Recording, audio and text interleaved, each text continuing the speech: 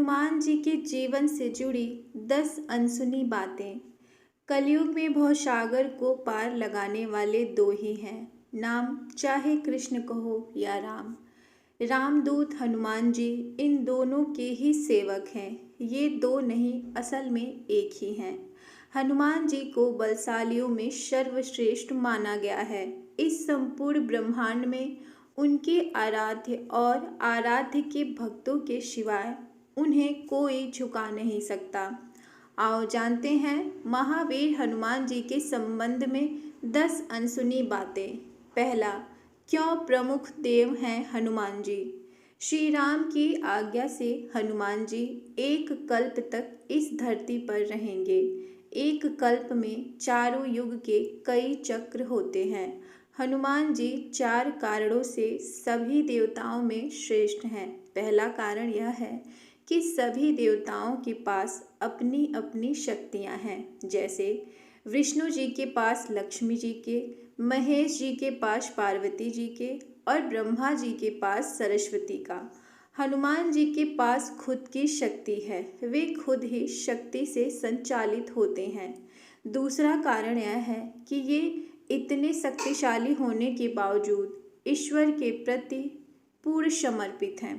तीसरा यह है कि वे अपने भक्तों की सहायता तुरंत ही करते हैं। और चौथा यह है कि वे आज भी संशरीर हैं। इस ब्रह्मांड में ईश्वर के बाद यदि कोई एक शक्ति है तो वह है हनुमान जी। महावीर विक्रम बजरंगबली के समक्ष किसी भी प्रकार की मायावी शक्ति ठहर नहीं सकती। दूसरा, भक्तों को दिए दर्शन। हर युग हर समय में उन्होंने श्री राम, श्री कृष्ण या अपने भक्तों को दर्शन दिए हैं। भीम और अर्जुन ने द्वापर युग में हनुमान जी के दर्शन किए थे। वहीं कलयुग में तुलसीदास जी, समर्थ रामदास, भक्त का माधवदास, नीम करोली बाबा, राघवेंद्र स्वामी आदि कई लोगों ने उनके साक्षात दर्शन किए हैं। तीसरा, गंधमादन पर्वत। कहते हैं कि हनुमान जी नेपाल तिब्बत सीमा पर स्थित गंधमादन पर्वत पर रहते हैं और वे वहां पर रहते हैं जहां पर रामायण का पाठ होता है। जगन्नाथपुरी की रक्षार्थ वे वहां पर भी विराजमान है। चौथा, हनुमद रामायण। सर्वप्रथम श्री राम की कथा भगवान श्री शंकर ने माता पार्वती जी को सुनाई थी। उस कथा को एक कौवे ने भी सुन लिया। उसी कौवे का पुनर्जन्म कागभुसुंडी के रूप में हुआ। कागभुसुंडी ने भगवान गरुड़ को कथा सुनाई थी, परंतु वाल्मीकि रामायण से पहले हनुमान जी ने रामायण को एक शिला पर लिख दिया था। हनुमान जी ने एक शिला चट्टान पर अपने नाखून से लिखी थी। एक हनुमद रामायण के नाम से प्रसिद्ध है, परंतु बाद में उन्होंने वाल्मीकि जी की निराशा को देखते हुए इसे समुद्र में फेंक दिया था। पांचवा, हनुमान जी के खास नाम। हनुमान जी के पिता सुमेरु पर्वत के राजा केसरी थे तथा उनकी माता का नाम अंजना था, इसीलिए उन्हें अंजनी पुत्र कहा जाता है। उन्हें वायु देवता का पुत्र भी माना जाता है, इसीलिए इनका नाम पवन पुत्र हुआ। उस काल में वायु को मारुति भी कहा जाता था। मारुति अर्थात वायु, इसीलिए उन्हें मारुति नंदन भी कहा जाता है। उन्हें शंकर सुवन भी कहा जाता है, अर्थात शंकर जी के पुत्र इंद्र के वज्र से हनुमान जी की हनुहठुड्डी टूट गई थी, इसीलिए तब से उनका नाम हनुमान हो गया। वज्र को धारण करने वाले और वज्र के समान कठोर अर्थात बलवान शरीर होने के कारण उन्हें बजरंगबली भी कहा जाने लगा। छठवां, हनुमान जी के गुरु।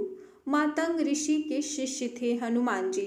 हनुमान जी ने कई लोगों से शिक्षा ली थी। सूर्य नारद के अलावा एक मान्यता अनुसार हनुमान जी के गुरु मातंग ऋषि भी थे। मातंग ऋषि शबरी के गुरु भी थे। कहते हैं कि मातंग ऋषि के आश्रम में ही हनुमान जी का जन्म हुआ था। सातवां, हनुमान जी और राम जी का युद्ध। किंवदंती अनुसार भगवान राम का अपने भक्त हनुमान से युद्ध भी हुआ था। गुरु विश्वामित्र के निर्देशानुसार भगवान राम को राजा ययाति को मारना था। राजा ययाति ने हनुमान से शरण मांगी। हनुमान ने राजा ययाति को वचन दे दिया। हनुमान ने किसी तरह से अस्त्र शस्त्र से लड़ने के बजाय भगवान राम का नाम जपना शुरू कर दिया। राम ने जितने भी बाण चलाए सब बेअसर रहे। विश्वामित्र हनुमान की श्रद्धा भक्ति देखकर हैरान रह गए और भगवान राम को इस धर्म संकट से मुक्ति दिलाई। 8वां, माता जगदम्बा के सेवक हनुमान। राम भक्त हनुमान जी माता जगदम्बा के सेवक हैं। हनुमान जी माता के आगे आगे चलते हैं और भैरव जी पीछे पीछे। माता के देश भर में जितने भी मंदिर हैं वहाँ उनके आसपास हनुमान और भैरव के मंदिर जरूर होते हैं। हनुमान की खड़ी मुद्रा और भैरव का कटा सिर होता है। कुछ लोग उनकी यह कहानी माता वैष्णो देवी से जोड़कर देखते हैं। भगवान श्री राम और माता दुर्गा की कृपा चाहने के लिए हनुमान जी की भक्ति जरूरी होती है। हनुमान जी की शरण में जाने से सभी सुख सुविधाएं प्राप्त होती हैं। इसके साथ ही जब हनुमान जी हमारे रक्षक हैं तो हमें किसी भी अन्य देवी देवताओं, बाबा, साधु, पीर, फकीर, ज्योतिष आदि की बातों में भटकने की जरूरत नहीं। धर्म की स्थापना और रक्षा कार्य 4 देवों के हाथों में है, दुर्गा, भैरव, हनुमान और कृष्ण। बेशक हनुमान जी के पास कई वरदानी शक्तियाँ थीं, लेकिन फिर भी वे बगैर वरदानी शक्तियों के भी शक्तिशाली थे। ब्रह्मादेव ने हनुमान जी को 3 वरदान दिए थे, जिनमें उन पर ब्रह्मास्त्र बेअसर होना भी शामिल था, जो अशोक वाटिका में काम आया। 10वां, हनुमान जी को जब मिला मृत्यु दंड। ऐसी भी किंवदंती है कि भगवान राम जब राज सिंहासन पर विराजमान थे तब नारद ने हनुमान जी से विश्वामित्र को छोड़कर सभी साधुओं से मिलने के लिए कहा। हनुमान जी ने ऐसा ही किया। तब नारद मुनि विश्वामित्र के पास गए और उन्होंने उन्हें भड़काया। इसके बाद विश्वामित्र गुस्सा हो गए और उन्होंने इसे अपना अपमान समझा। भड़कते हुए वे श्री राम जी के पास गए और उन्होंने श्री राम से हनुमान को मृत्यु दंड देने की सजा का कहा। श्री राम अपने गुरु विश्वामित्र की बात कभी टालते नहीं थे। उन्होंने बहुत ही दुखी होकर हनुमान पर बाण चलाए, लेकिन हनुमान जी राम का नाम जपते रहे और उनको कुछ नहीं हुआ।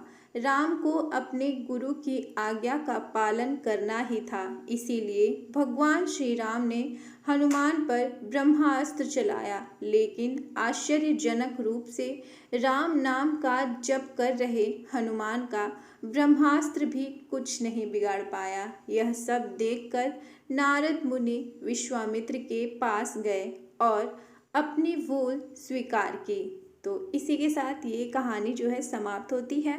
आशा करती हूँ कि आपको ये 10 जानकारियाँ बेहद पसंद आई होंगी। अगर पसंद आई हैं तो कृपया वीडियो को लाइक और चैनल को सब्सक्राइब करें और इसे अपने फैमिली और फ्रेंड के साथ भी शेयर करें। तो फिर कल मिलते हैं किसी और नई कहानी और जानकारी के साथ। तब तक के लिए नमस्कार। जय माता दी, जय श्री राम।